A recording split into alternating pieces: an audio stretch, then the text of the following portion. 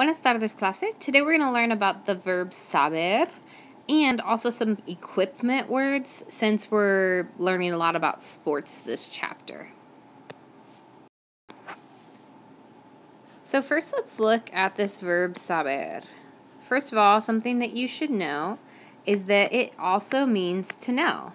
What other verb have we learned that also means to know? Well, hopefully you remember by now, the other verb that we know is conocer. If you remember, I said that this was to know people or to be familiar with people or places. Saber is specifically to know factual information, so information. All right? Saber, just like conocer, has an irregular yo form. So it has an irregular yo form. So it does follow the normal ER verb conjugations except for the yo form. All right? So if I am filling out this chart, everything is going to be the same as an ER verb except for the yo form, okay? So here we go. The yo form is the different one, se.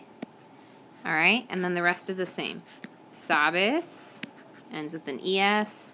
Sabe ends with an e since it's the lau instead. Sabemos. Sabéis.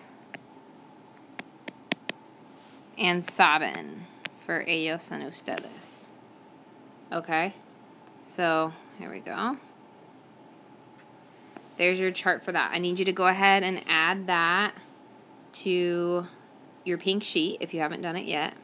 So here we have that irregular yo form up here.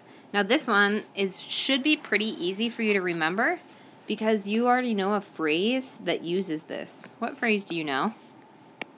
Think about this. What's that mean? No sé. No sé. What's that mean? I don't know what it means, Miss Haney. Ha ha ha. It means I don't know, right? No sé. I don't know. So the difference between the two knows are to know info or factual information and then to know people or be familiar with people or places. All right? So you can use this verb a lot now with different things. I'm going to go ahead and give you examples of one sentence using saber and one sentence using conocer. Okay, so first we're going to look at a sentence using saber. All right? How about this? Maria. So what will my conjugation be?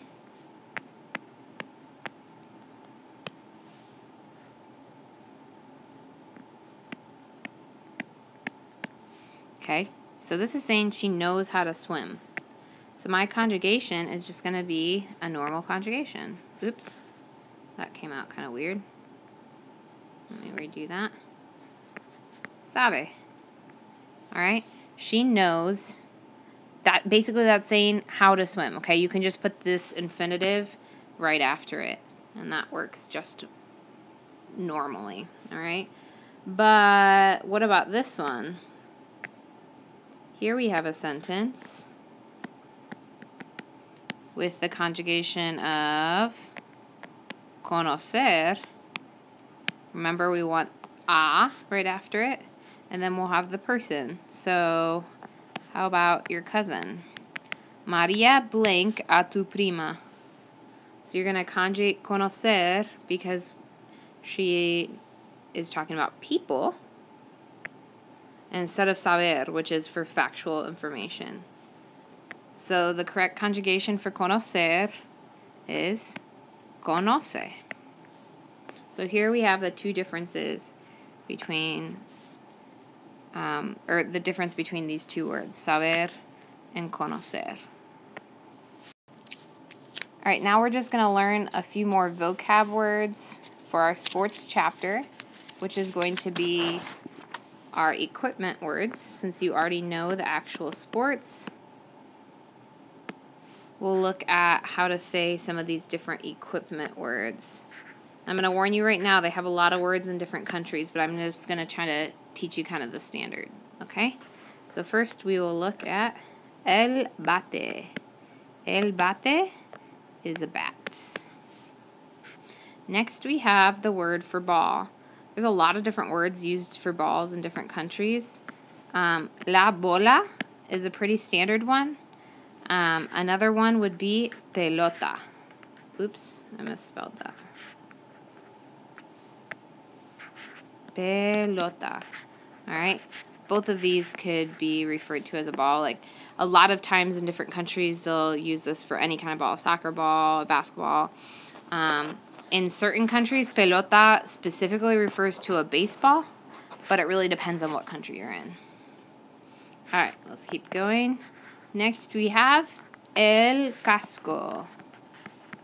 El casco is a helmet. And we have el guante. El guante is a glove. This could be used for like a baseball glove or even gloves to go outside in, for that matter. And we also have la gorra, which in a lot of countries is specifically a baseball cap. In some countries it's just kind of a normal hat. Sometimes that actually even changes gender. For skating, we need los patines. So these would be skates, which you can see looks like the verb patinar. And we have, for tennis, la raqueta, which is a racket. La raqueta. Alright, then we need somewhere to play. So, la cancha. La cancha is a court. El estadio is a stadium. El estadio. If you were to just play outside, we could say a couple different ways, but the way that our book likes to use it is al aire libre.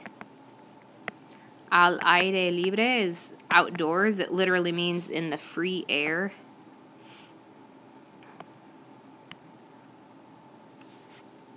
And a couple more here. If you want to go swimming, you would go to la piscina, which is a swimming pool. And lastly, if you were going skating on ice, you would say sobre hielo. Sobre hielo. Now remember, this H at the beginning of hielo is silent. Okay? So there we've learned the difference between conocer and saber, and then I've also taught you some more vocab on some equipment words and some location words. So we'll go ahead and call that the end of this lesson. Y nos vemos mañana. Adiós.